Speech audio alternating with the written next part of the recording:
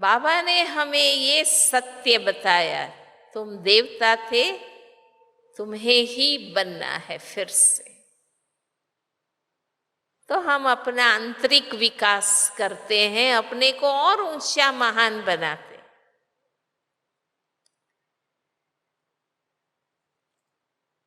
कर्म फिलॉसॉफी का सत्य बाबा ने बताया कि अपने ही कर्म के बल से हम सुख पाते हैं और दुख पाते हैं। हमारे सुख दुख का कोई और कारण नहीं है।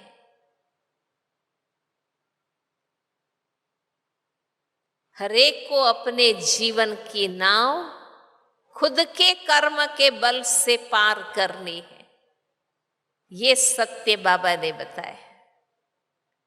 तो आज कितना परिवर्तन है। हम खुद पुरुषार्थी हैं, हमें किसी की कृपा आशीर्वाद की आशा नहीं है। कोई हमारा सुधार उद्धार करे ये बात ही नहीं है। हमें खुद अपने जीवन को पार करना।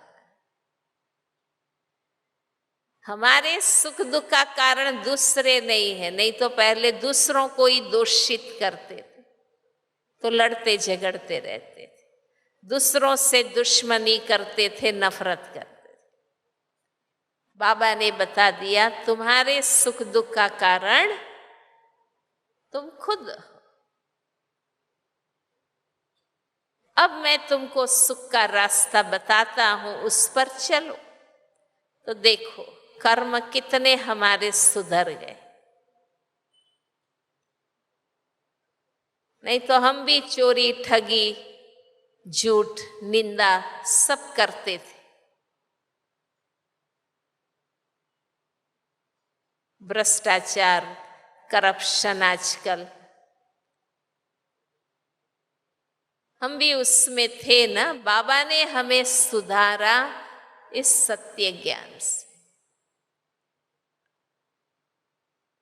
तो सच्चा ज्ञानी है वो कभी भी झूठ चोरी ठगी निंदा करप्शन कभी नहीं करेगा। तब कहेंगे कि ज्ञान को धारण किया है और सच्चाई के मैनर्स आए।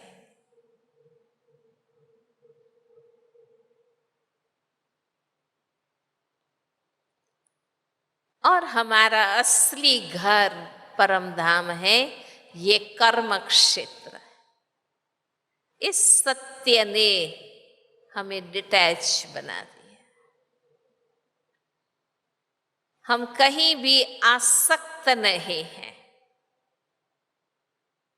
पता है कि ये हमारा घर नहीं है, असली घर वो है। हम इस दुनिया में आए हैं, हम चीजों का उपयोग कर सकते हैं, मालिक नहीं बन सकते, क्योंकि ये विनाशी चीजें कुछ भी साथ नहीं ले जाएंगे। तो संग्रह खोरी, लोभ, लालच, आसक्ति सब खत्म।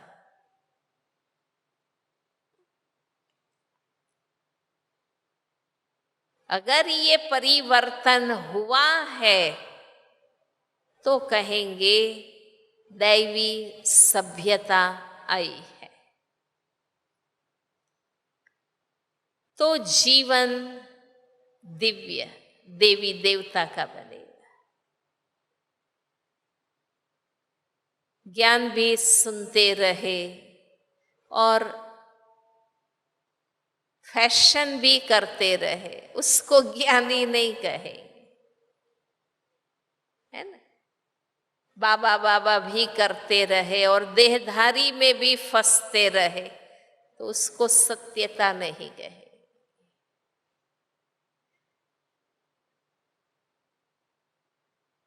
सेवा भी करते रहे और अपने नाम मान शान की भी इच्छाएं रखे, तो ये सभ्यता नहीं है। इसलिए हम बच्चों के जीवन से बाबा ये अपेक्षा करते हैं, बल्कि ये रिजल्ट हमें देना है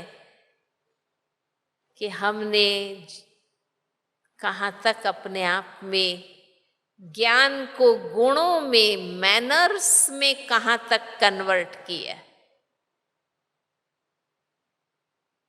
फिर आप देखो, आप देश में रहो, विदेश में रहो, घर में रहो, सेंटर में रहो या मधुबन में रहो, आपकी धारणाओं में कोई फर्क नहीं पड़ेगा। वो ऊंची धारणाएं हमेशा बनी रहे।